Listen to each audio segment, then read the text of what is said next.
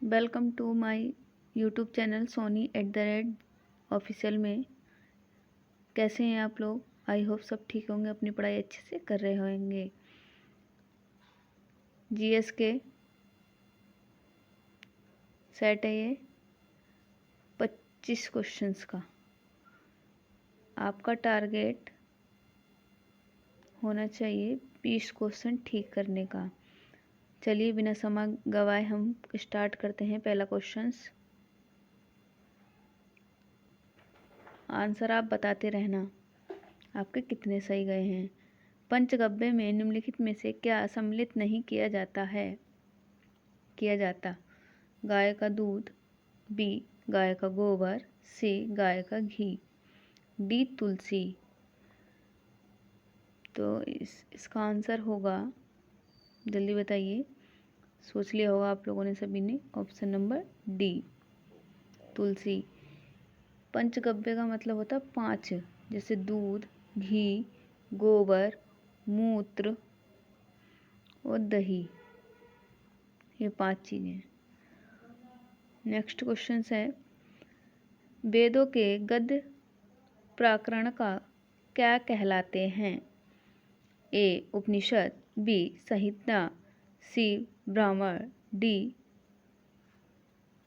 आरण्यक। बताइए, सोच लिया होगा अपने क्वेश्चन का आंसर। तो इसका आंसर है सी। क्वेश्चन नंबर 3 103 है, मतलब हमारे हिसाब से 3 होना चाहिए क्योंकि हम 25 क्वेश्चंस करने वाले हैं। मोहम्मद गौरी किस वर्ष पृथ्वीराज तृतीय से पराजित हुआ था? मोहम्मद गौरी किस वर्ष पृथ्वीराज तृतीय से पराजित हुआ था? कब हुए थे?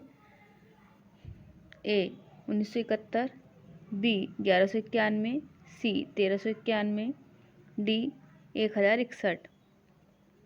तो इसका आंसर है बी, क्योंकि गौरी 1991 में पराजित हुआ था। लेकिन ये कौन सा युद्ध था?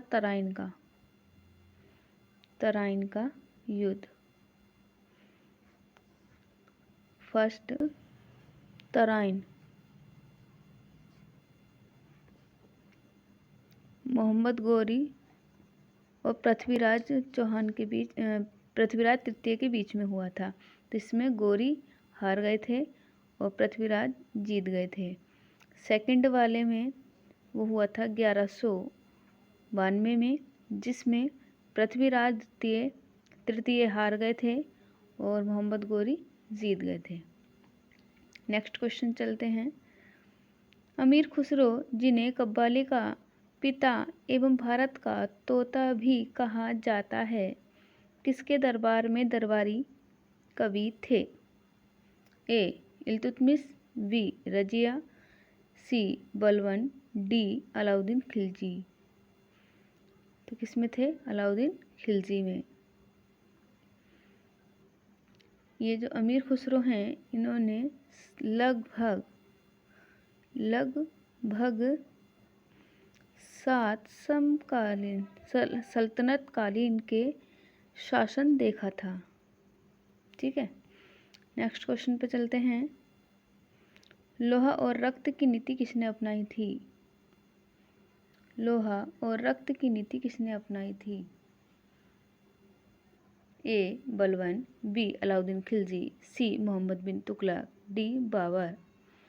आप अपना आंसर अपने मन में बताइए, नहीं तो टाइप कर दीजिए। कितने क्वेश्चन आपके सही जा रहे हैं ज़रूर कमेंट में बताइएगा। बताइए जल्दी, इसका आंसर क्या होगा? बलबन।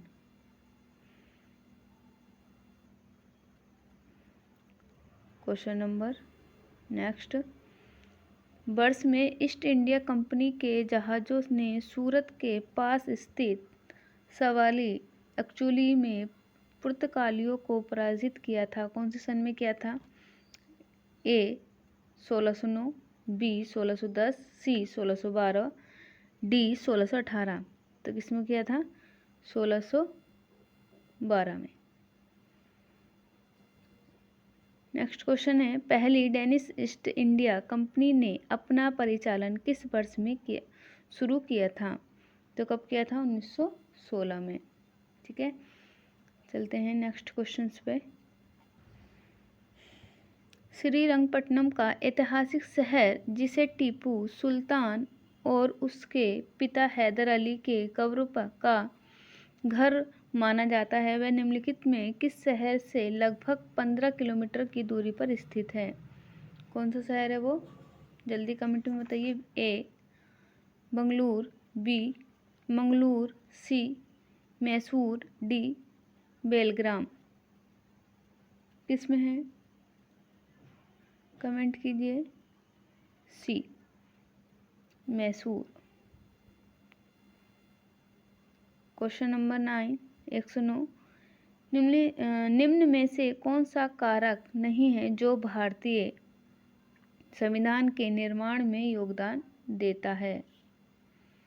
औद्योगिक क्रांति, ब्रिटेन से संसदीय लोकतंत्र, रूस की समाजवादी क्रांति, अमेरिका में अधिकारों का विधेयक। तो क्या होना चाहिए इसका आंसर? जल्दी बताइए।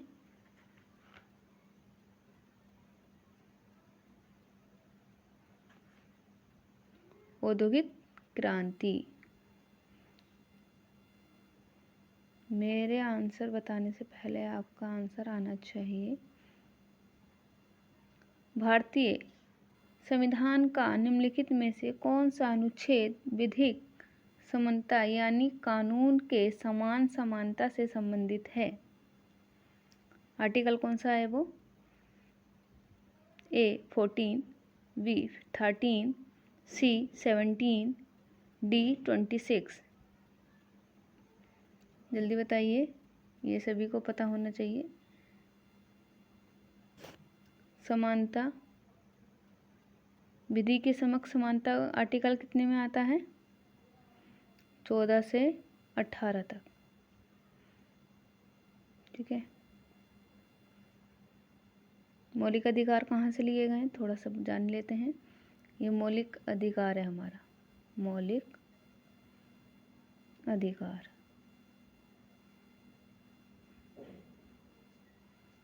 कहाँ से लिए गए ये? अमेरिका से। ठीक है, नेक्स्ट क्वेश्चन है, संविधान के किस अनुच्छेद के प्रावधान से अंतर्गत भारत सरकार ने भारत रत्न और पद्मश्री को प्रारंभ किया है? अनुच्छेद बताना है, ऑप्शन बताइएगा जल्दी। ए अनुच्छेद 15, बी अनुच्छेद 16, सी अनुच्छेद 17, डी अनुच्छेद 18। तो किस में है? 18 में। उपाधियों का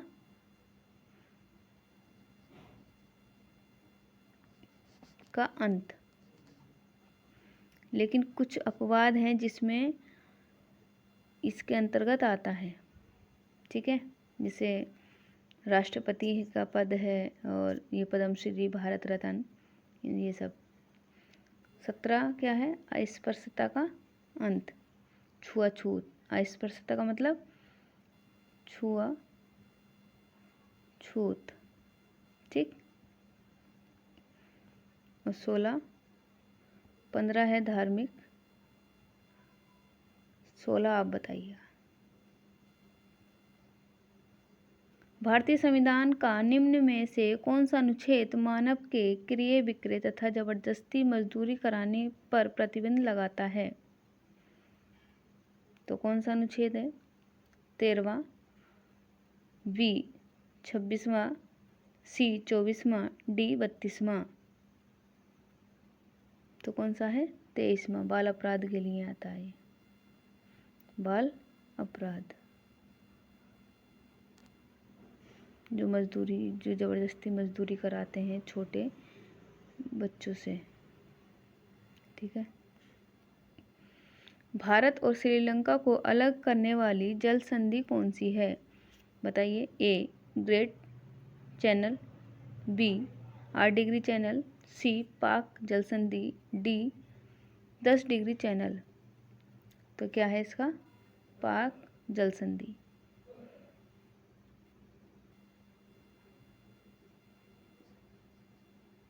प्रायद्वीपीय भारत का दक्षिणी छोर कन्याकुमारी स्थित है। क्या है? प्रायद्वीप भारत का दक्षिणी छोर कन्याकुमारी स्थित है। किधर है? ए कर्क रेखा के उत्तर में, बी भूमध्य रेखा के दक्षिण में, सी मकर रेखा के दक्षिण में, डी भूमध्य रेखा के उत्तर में। किसमें है? जल्दी बताइए। डी भूमध्य रेखा के उत्तर में। नेक्स्ट क्वेश्चन है, भारत के किस राज्य में कर्क रेखा ट्रॉपिक ऑफ कैंसर के अति समीपस्थ कोई शहर है? या कौन सा शहर है? कौन सा शहर है? जल्दी बताओ। ए मिजोरम, बी मध्य प्रदेश, सी त्रिपुरा, डी छत्तीसगढ़। तो क्या है? त्रिपुरा सबसे समीपन। पृथ्वी का कठोर बाहरी हिस्सा जिसमें क्रस्ट और बाह्य मेंटर शामिल है उसे क्या कहा जाता है? ए जैवमंडल, बी स्थलमंडल, सी जलमंडल, डी वायुमंडल। क्या कहा जाता है? जल्दी बताइए। स्थलमंडल।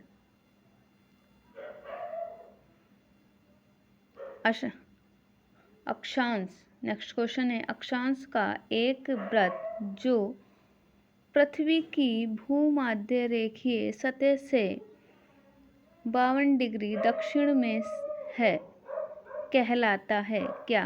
हार्श अक्षांश, बी शीत अक्षांश, सी 52वां इंपृष्ठ, डी 52वां समांतर दक्षिण। तो क्या आएगा 17 का?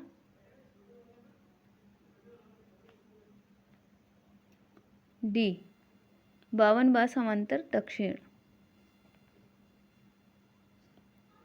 नेक्स्ट क्वेश्चन है, कर्क रेखा कहाँ से गमन करती है? कहाँ से करती है? भारत और ईरान, ईरान और पाकिस्तान, सी भारत और सऊदी अरब, डी ईरान और इराक। कहाँ से करती है?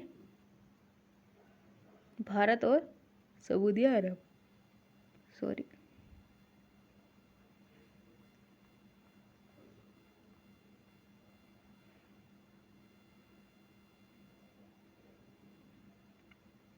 वर्ष 1965 में निम्नलिखित में से किस कृषि उपज के लिए न्यूनतम समर्थन मूल्य एमएसपी पहली बार घोषित किया गया?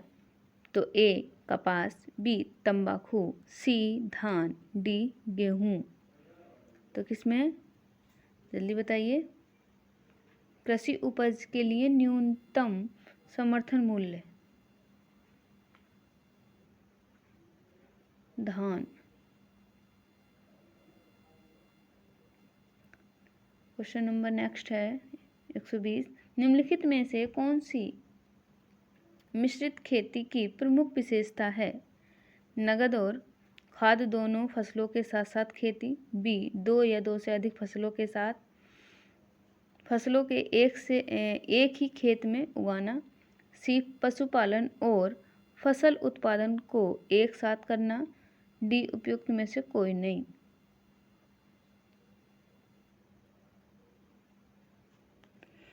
बताइए जल्दी। तो क्या है? सी ऑप्शन, पशुपालन और फसल उत्पाद को एक साथ करना मिश्रित खेती कहलाया था। क्योंकि अगर हम पशुपालन फसल उत्पादन करेंगे तो फसल भी वहाँ से फसल में जो होगा वो हम चारा वारा उसको ऐसे ही कुछ होगा, लेकिन मुझे इतनी जानकारी नहीं है इसकी। जिस है बता देती हूँ मैं। उनमें से कौन सा भारत के कृषि विपणन के मुख्य दोषों में से एक नहीं है? ए भंडारण सुविधा की कमी, बी परिवहन की कमी, सी अनुकूल मंडी, डी मार्केट इंटेलिजेंस की कमी। किसकी है? अनुकूल मंडी की कमी। नेक्स्ट क्वेश्चन है, उत्तर प्रदेश राज्य का कौन सा जिला नेपाल के साथ अपनी सीमा साझा नहीं करता है? ये यूपी का क्वेश्चन है,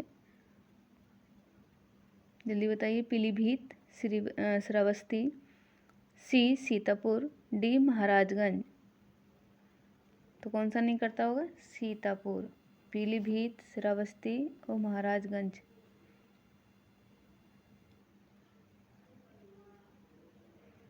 ठीक है, ये करते हैं इससे सीमा साझा। नेक्स्ट क्वेश्चन है, कौन सा विकल्प उत्तर प्रदेश के शहरों से उन नदियों के साथ मेल खाता है जिनके किनारे वह शहर स्थित हैं? तो शहर किनारे पता होगा आप लोगों को, तो बताइएगा। गंगा, गंगा किसके किनारे, गंगा किनारे कौन सा शहर है? जल्दी बताओ। राप्ती, इसके किनारे बिठूर के, और राप्ती गोरखपुर के, और गोमती जौनपुर, और सही प्रतापगढ़ के। Option number B.